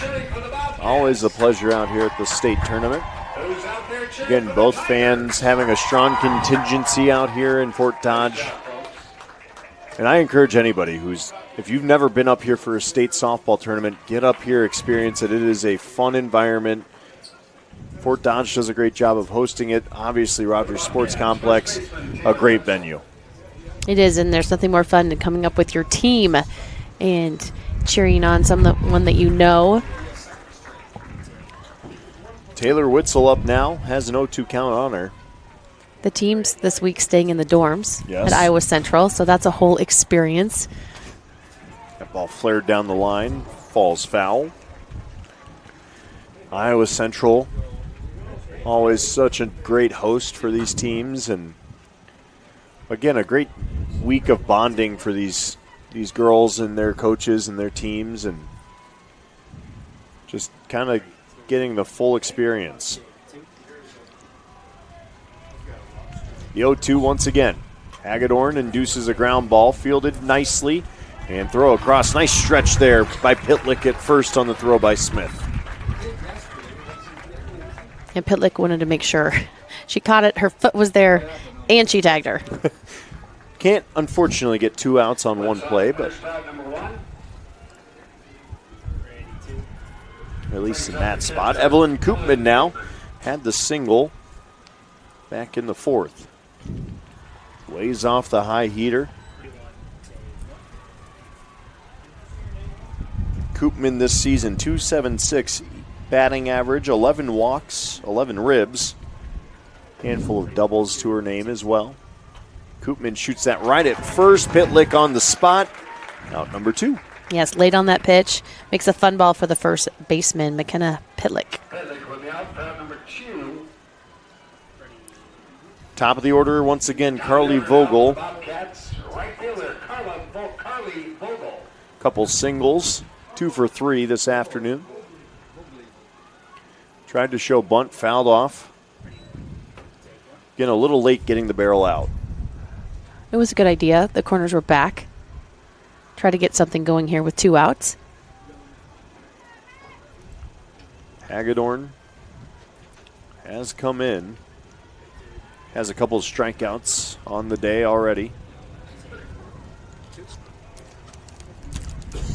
And again, really quick, we talked about it off camera. Pitlick, 6 strikeouts, not like a bad outing at all for her. That ball roped out into right. Unable to make the diving grab. Was Roden in the throw down to first as they tried to get her.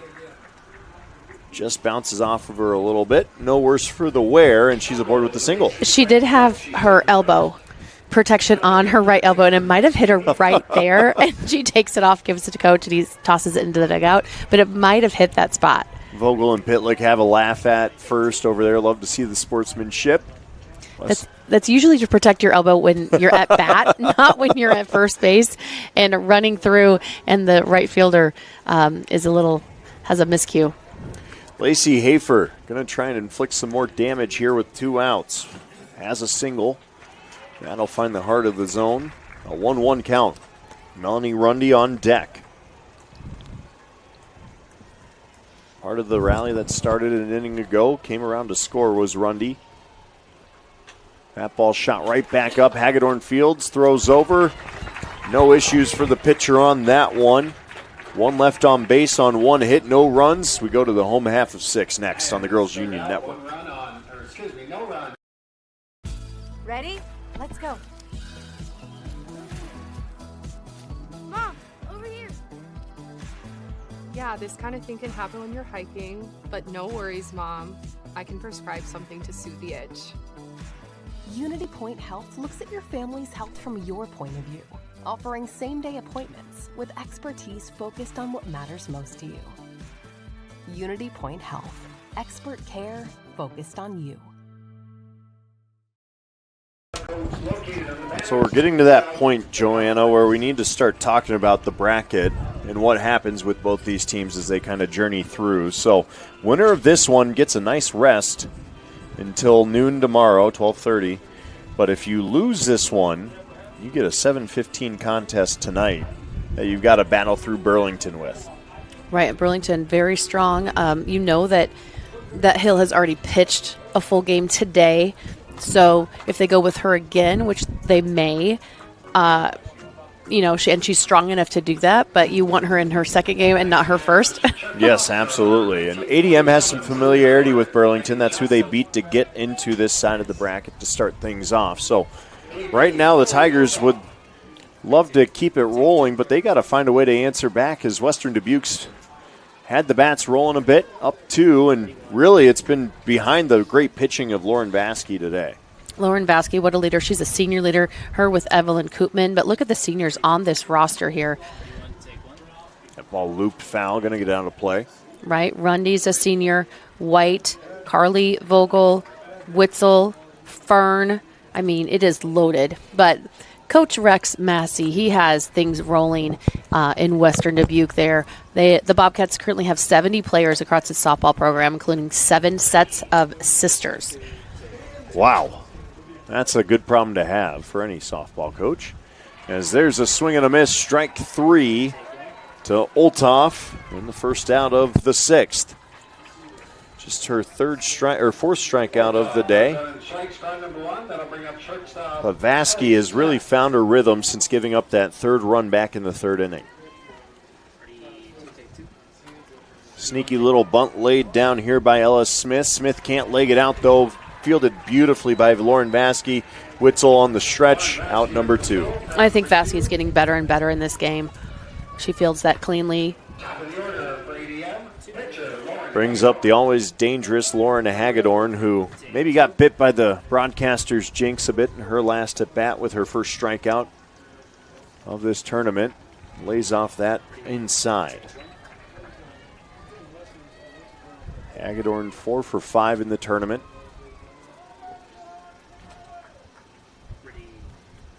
The 1-0. That'll miss as well. We haven't had a home run. No. Yet on our field today. After 33 home runs across 5 classes on Monday. It's been interesting. Hagedorn tags it, but it's going to drift out and into the mitt of Ramler for out number 3. It's a 1-2-3 inning for Vasky. No hits, no runs, none left on base. We go to the 7th inning. Western Dubuque due up on the Girls Union Network, powered by Mid-American Energy Company.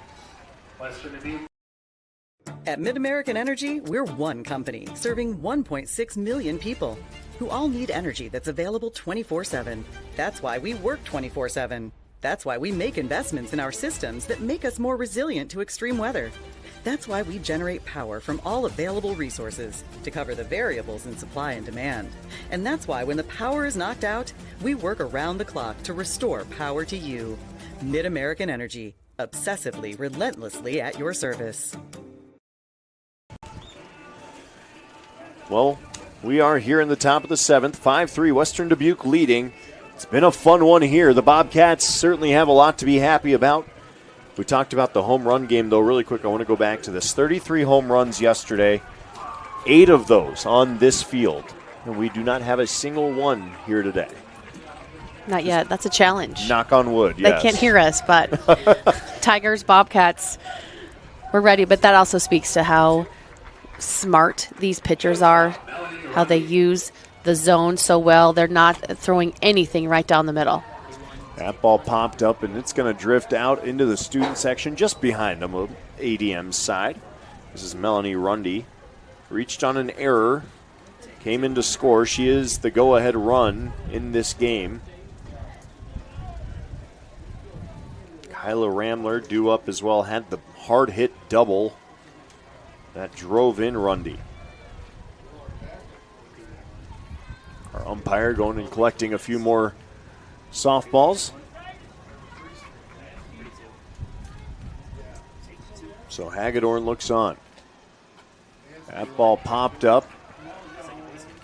Roden, watches it fall to her feet. I think the wind twisted her up a little bit there. Didn't anticipate it blowing back in. I think it was wind and sun. That was not, I think most people would miss that ball. That was difficult. Yeah, a challenge there at second.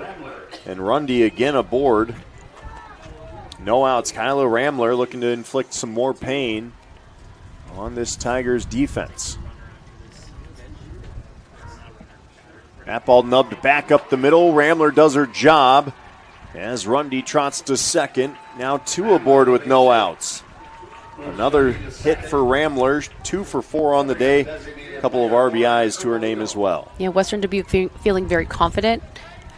5-3 here, up by 2, no outs. There's just, when you walk up to get a hit, it's just more confidence knowing you have the lead, and can they add to it here? Lauren Ervolino now. Walked in her last 2 at-bats, takes strike 1. Shown a lot of patience, worked to count full in the 5th before drawing the free base. Chose bunt. Doesn't get it down. No one covering second, so Rundy knows she has a safe place to go. But an 0-2 count now to Lauren Ervolino.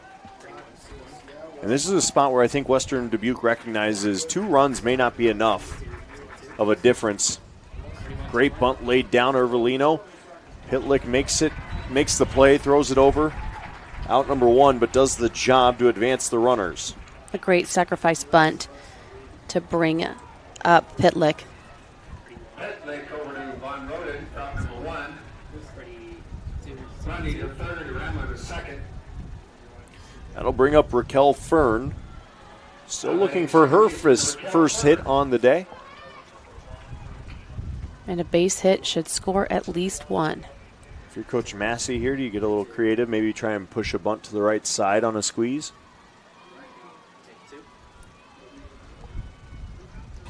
He'll let Fern swing away. She fouls it back. Raquel Fern this season. 27 RBIs, a .324 hitter. In a good spot here with a 1-1 count. She could bunt now. Does show the bunt. It hits her out of the box.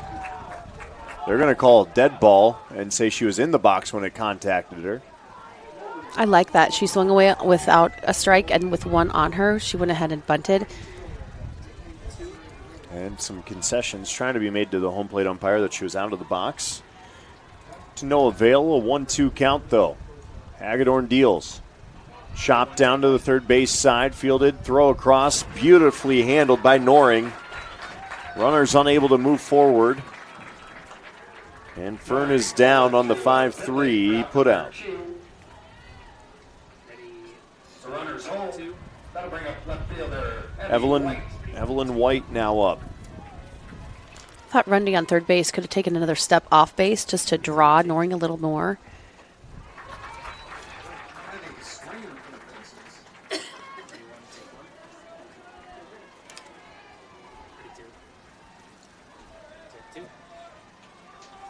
So an 0-1 on the way from Hagedorn. Missing inside.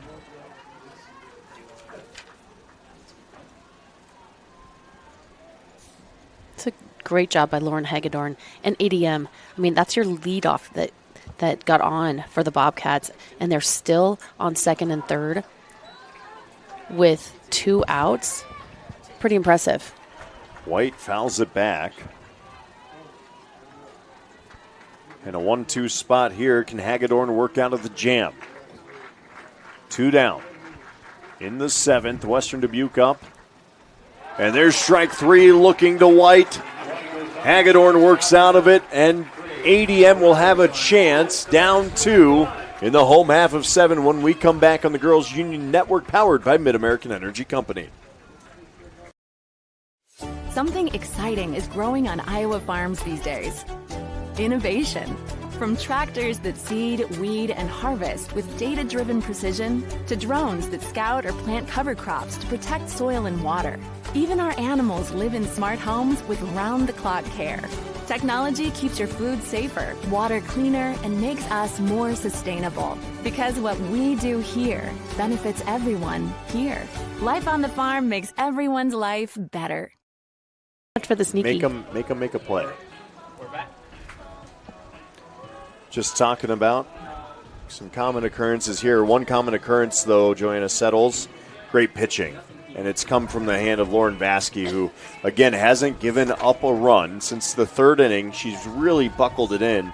And it hasn't been without a couple of opportunities here or there, but really impressed. It is. She's on this crescendo of greatness as she continues to improve. In the 5th, she had a strikeout and then a strikeout in the 6th, so she just keeps getting better and better to try to shut down the Tigers.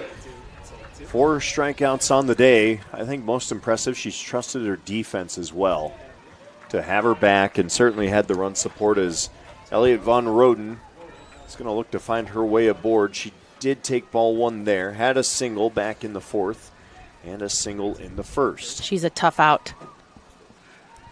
Takes strike 1 in her half of the plate.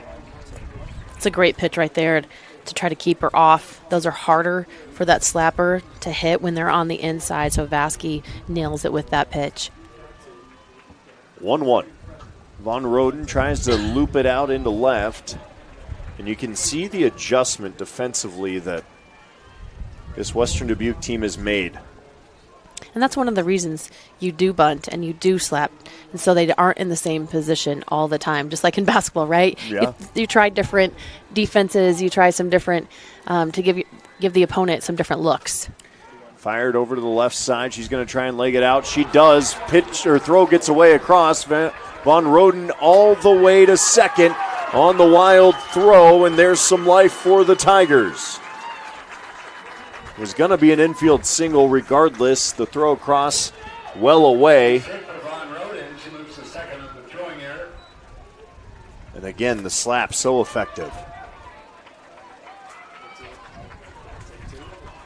So the leadoff's aboard. Kinsey Maxwell now. A single in the 1st, a walk in the 3rd. Fielder's choice back in the 4th. Right, what you're giving up with the slap is the power, but what you're gaining is a tap to put it in play. That misses outside to Maxwell. Not to mention Von Roden has plenty of speed to speak of. This season, 14 walks, 10 stolen bases. That ball hit hard back up the middle. Von Roden going to round 3rd, heading home. It's a 1-run game off the single up the gut by Kinsey Maxwell. The Tiger fans are on their feet. Just a hard hit ball by Maxwell. The bobble out in center didn't matter. Von Roden was going all the way. And that brings up the cleanup hitter in Aubrey Noring. Here comes Noring. And again, Peyton Herrick, number 2 for ADM, will run for Maxwell. Substitutions brought to you by IMT Insurance with that pinch runner in Herrick. Noring today has a single, a couple flyouts as well. 5 home runs on the season, a .620 slugging percentage, 30 RBIs. What a moment it is here for Noring. Vasky brings the heat, but it stays inside for ball 1. Well, things just got really interesting, right? There are no outs. It was 5-3, quiet and calm for a while. Now 5-4, runner on first base. Noring, just a sophomore, takes ball 2. This is as loud as we've heard the ADM fans all day. And Noring can hit the long ball. 5 home runs. lays off ball 3. And a hairy situation for Vasky developing. McKenna Pitlick waits on deck. You've got to imagine for Coach Massey, he may be thinking of, what do we need to do? A sneaky bunt attempt here by Noring. Another bunt fouled off. And a 3-1 count now. Third base sitting back a bit in Hafer. Now the 3-1 on the way. Noring shows bunt, takes it, and it's strike 2. She thought it was up in the zone. And we sit with a full count. A good battle back by Vasky here. It is. The audience disagreed with that one, but it's not their call. At the end of the day, home plate umpire has it. Payoff pitch. Hit hard out into the gap in left center. And that will fall in for another single. The ball getting away and taking off is Herrick. Herrick slides in safely under the tag. And 2 in scoring position for the Tigers. I love how decisive Herrick was on that. As soon as the ball was, it hit her. She didn't even know where it went. She knew it hit her and deflected, and she took off towards third with a vengeance. Noring with a full count. A hard hit ball out into left. And that brings up McKenna Pitlick. The tying run sits at third, the winning run at second, and the Tigers with no outs. Coach Massey going to make a circle visit here, and you almost wonder if it's a spot where you put Pitlick aboard for the force out at home. They'll discuss that, right? There's nothing like the bottom of the 7th inning here. State tournament, everything on the line. The next 3 batters in the lineup after Pitlick have combined for just 1 hit in today's game. But no less, the momentum has shifted. It has.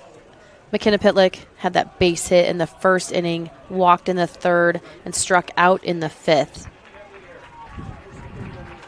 Coach Massey going to trust his ace in Lauren Vasky to work her way out of the jam with no outs. Yeah, we talk about momentum swings in sports, and boy, has it swung to the Tiger side right here, right now. Well, we hope you stuck with us for all 7 innings. It's been an incredibly entertaining game in the 1-4 matchup. The bunt squeezes on, play at the plate. Tag is there. Out is Herrick. And Herrick cannot believe it. She felt she got under the tag. I don't know if we can get one more look at it, but this is a great play by Western Dubuque to get the out. It was a great bunt. How about Pitlick putting it down? Probably a little too direct to the pitcher, but got it down, ran the squeeze play, and a great defensive play by the Bobcats. Coach Stanford asking for a moment here to get a courtesy runner put in. And that's going to be Carson Stanford coming in as the pinch runner. Again, substitutions brought to you by IMT Insurance. So runners now sit at the corners. It's Noring. Carson Stanford is the coach's daughter. They're now on first.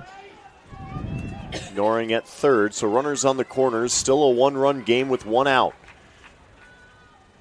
Vasky deals, and there's a strike to open things up against Addison Siedelman. The drama laid on thick in this one.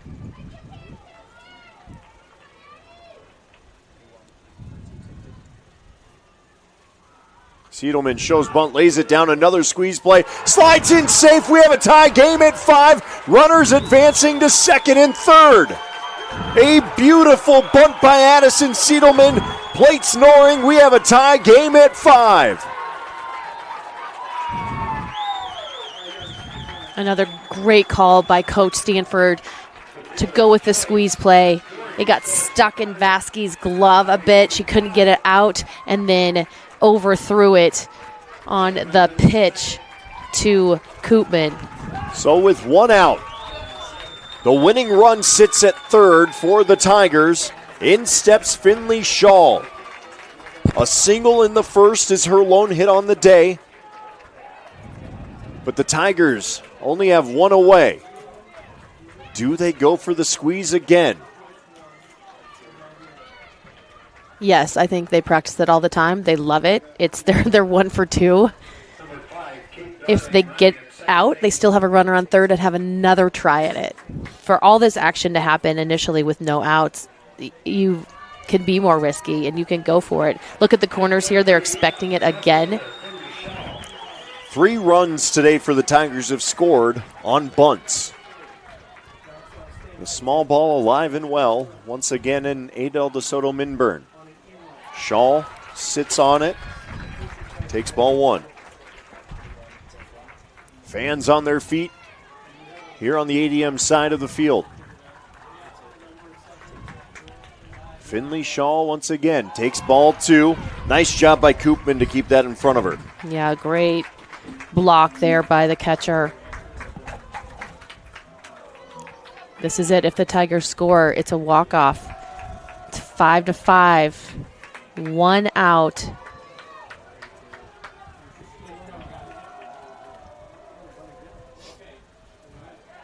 Shaw takes ball 3 down in the zone. Chloe Olthoff on deck. Has a walk, but no hits on the day in the 8th spot. Finley Shaw takes ball 4. Bases are loaded.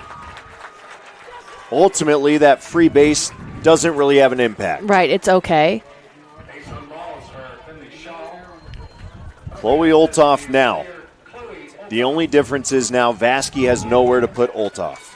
She does not, and you're going home. You have to go home anyway. Now it's the force at home without a tag at home. Olthoff, the designated player, fouls one back into the bleachers. If you're going to start watching, right now's the time. if you're doing something else, you got to focus in. Yes. Maybe you're just listening to us. Now's the time to watch also. Tension is thick here at Channel Seeds Field. 4A matchup. Bunt shown, popped up.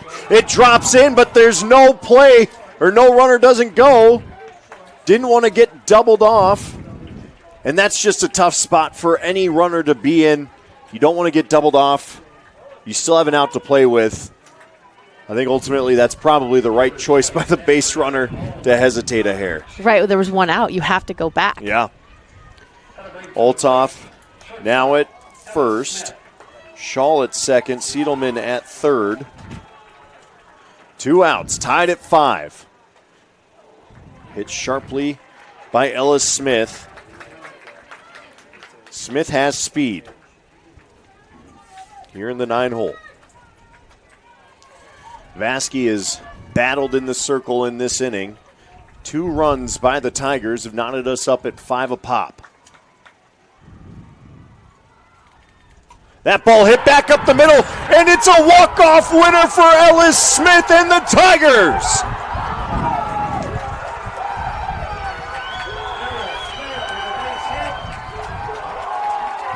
You can hear the fans, and what a moment for the ADM senior.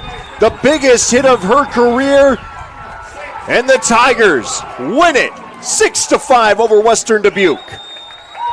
We talked about the 9th batter, how important they are, how valuable they are, and Ellis Smith proves it with the walk-off single. Joanna Settles, give us your quick thoughts on how this one went. It was a battle every inning. For most of it, the pitchers were very in control. That started with Pitlick and then switched to Hagedorn for ADM. And then how about Lauren Vasky? So strong for Western Dubuque. And then it was the bats and the bunting of ADM that was the difference maker here today. A ton of tenacity from the Tigers. A 3-run bottom of the 7th to walk off and win it. They'll get to take the rest of the day off. And they'll play tomorrow at 12:30. Meanwhile, the season not over for Western Dubuque. They get a battle with Burlington later this evening to keep their run alive here at the 4A state tournament. What a game it was. Stick around. We've got more great 4A action from Channel Seeds Field coming your